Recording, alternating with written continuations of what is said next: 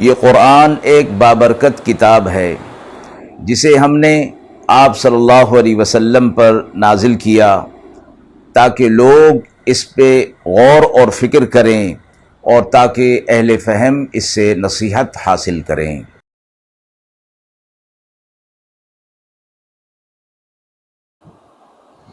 بسم اللہ الرحمن الرحیم۔ السلام علیکم ورحمۃ اللہ وبرکاتہ۔ ناظرین کرام، درس قرآن مجید کے آج کے اس پروگرام میں ہم سورۃ الحشر کی آیت نمبر 1 تا آیت نمبر 5 کے حوالے سے موصول ہونے والے سوالات کی روشنی میں تفصیل پیش کریں گے۔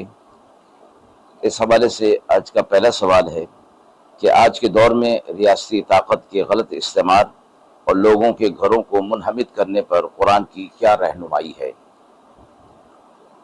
مذکورہ آیات کے حوالے سے دوسرا سوال ہے کہ آج کے دور میں زمین کی تقسیم اور بے دخلی کی پالیسیوں کے بارے میں قرآن کی کیا ہدایت ہے؟ اعوذ باللہ من الشیطان الرجیم، بسم اللہ الرحمن الرحیم۔ سبح للہ ما فی السماوات وما فی الارض وهو العزیز الحکیم۔ والذی اخرج الذین کفروا من اہل الکتاب من دیارہم لأول الحشر ما ظننتم ان یخرجوا وظنوا انہم مانعتهم حصونهم من اللہ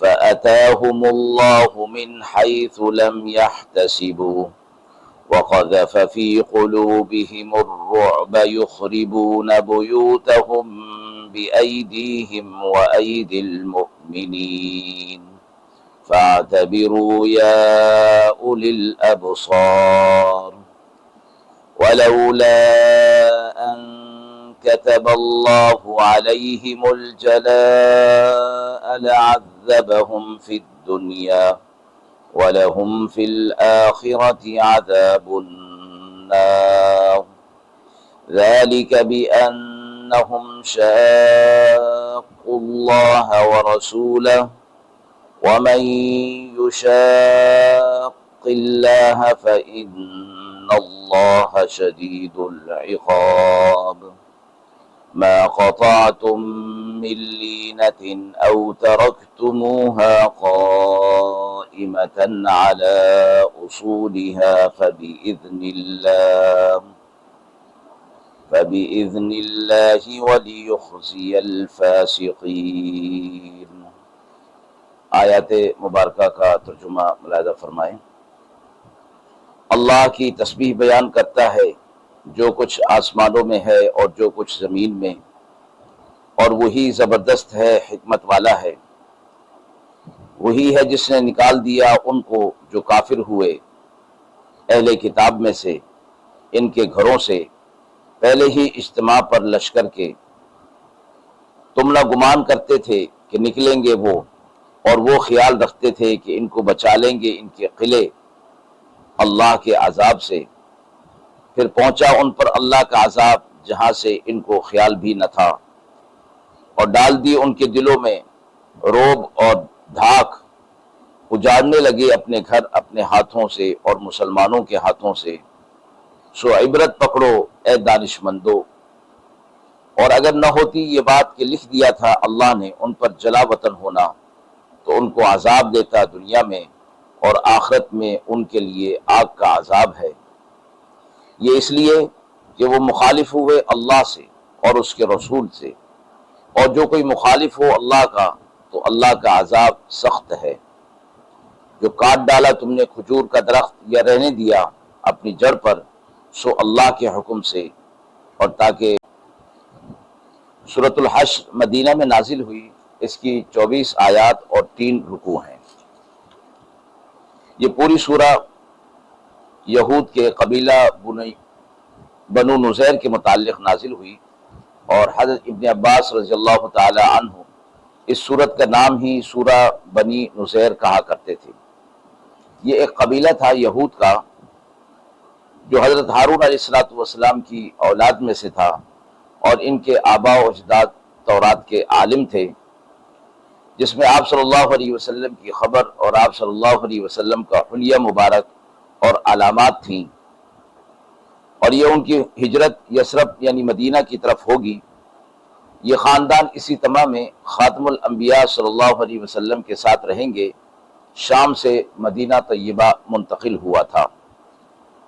آپ صلی اللہ علیہ وسلم کے مدینہ تشریف لانے کے بعد علامات دیکھ کر پہچان بھی لیا تھا کہ یہ وہی خاتم الانبیاء ہیں، لیکن ان کا خیال تھا کہ وہ آخری نبی ہارون علیہ السلام کی اولاد میں سے ہوں گے، اور خاتم الانبیاء صلی اللہ علیہ وسلم بنی اسرائیل کے بجائے بنی اسماعیل میں مبعوث ہوئے، تو اس حجت سے ان لوگوں کو ایمان لانے سے روک دیا۔ بعد میں منافقین جو مسلمانوں کے ساتھ سازشیں اور ریشہ دبانیاں کرتے رہے، ان کا تذکرہ اس صورت مبارکہ کے اندر کیا گیا ہے۔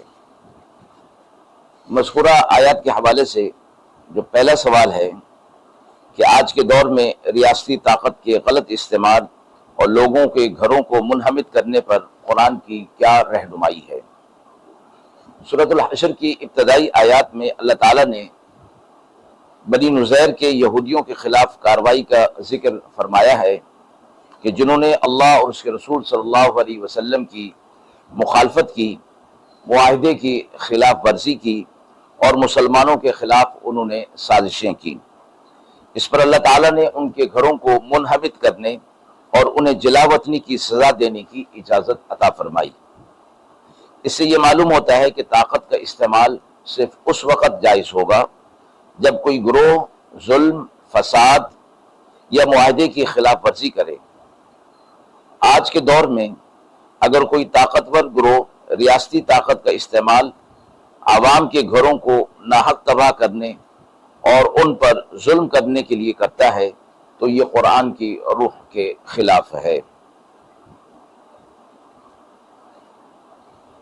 مذکورہ مفہوم کے حوالے سے جو ہمیں حدیث ملتی ہے کہ حضرت عبداللہ بن عباس رضی اللہ تعالی عنہ سے روایت ہے کہ رسول اللہ صلی اللہ علیہ وسلم نے فرمایا، ان اللہ لیملی للظالم حتی اذا اخذہ لم یفلتہ، بے شک اللہ ظالم کو مہلت دیتا ہے یہاں تک کہ جب اسے پکڑتا ہے تو پھر نہیں چھوڑتا۔ اس آیت مبارکہ سے اور حدیث مبارکہ سے یہ واضح ہوتا ہے کہ طاقت کا ناجائز استعمال، خاص طور پر لوگوں کے گھروں کو ناحق تباہ کرنا، اللہ کے غضب کو دعوت دیتا ہے اور ایسے لوگوں سے عبرت حاصل کرنی چاہیے۔ مذکور آیات کے حوالے سے دوسرا سوال ہے کہ آج کے دور میں زمین کی تقسیم اور بے دخلی کی پالیسیوں کے بارے میں قرآن کی رہنمائی کیا ہے؟ سورہ حشر کی آیت نمبر 5 میں اللہ تعالیٰ نے بنی نذیر کے کھجور کے درختوں کے کاٹنے اور چھوڑنے کا ذکر فرمایا ہے۔ اللہ تعالیٰ نے مسلمانوں کو یہ اختیار دے دیا تھا کہ جو درخت دشمن کی قوت کو کم کرنے کے لیے کاٹے جائیں وہ جائز ہے، اور جو چھوڑ دیے جائیں وہ بھی اللہ ہی کے حکم سے ہیں۔ اس آیت سے معلوم ہوتا ہے کہ زمین یا درختوں کی تباہی تب جائز ہے جب اس کا مقصد فساد کو روکنا یا جنگی حکمت عملی اختیار کرنا ہو، مگر جب لوگوں کو بغیر کسی جرم کے ان کی زمینوں سے نکال دیا جائے یا ان کی ملکیتوں کو ناجائز طریقے سے ضبط کیا جائے تو یہ قرآن کی تعلیمات کے خلاف ہے۔ مذکورہ آیات کے مفہوم کے حوالے سے حدیث مبارکہ ہمیں ملتی ہے کہ حضرت عبداللہ بن عمر رضی اللہ تعالی عنہ سے روایت ہے کہ رسول اللہ صلی اللہ علیہ وسلم نے فرمایا، من قتل دون مالہ فہو شہید، جو شخص اپنے مال کی حفاظت کرتے ہوئے قتل ہو جائے وہ شہید ہے۔ اس آیت مبارکہ اور حدیث مبارکہ کی روشنی میں یہ سمجھنا ضروری ہے کہ زمین اور جائیداد کی حفاظت ایک جائز حق ہے، اور ناجائز طریقے سے لوگوں کو ان کی زمینوں سے بے دخل کرنا یا ان کی ملکیت کو ضبط کرنا قرآن و سنت کی تعلیمات کے خلاف ہے۔ ناظرین کرام، ہم امید کرتے ہیں کہ مذکورہ سوالات کی روشنی میں جو تفصیل پیش کی گئی وہ آپ کے لیے قابل اطمینان ہوگی۔ اس حوالے سے آپ کے بھی کوئی سوالات ہوں تو ضرور کمنٹ باکس میں دیجئے، انشاءاللہ ان کے جوابات دینے کی پوری کوشش کی جائے گی۔ وآخر دعوانا ان الحمد للہ رب العالمین۔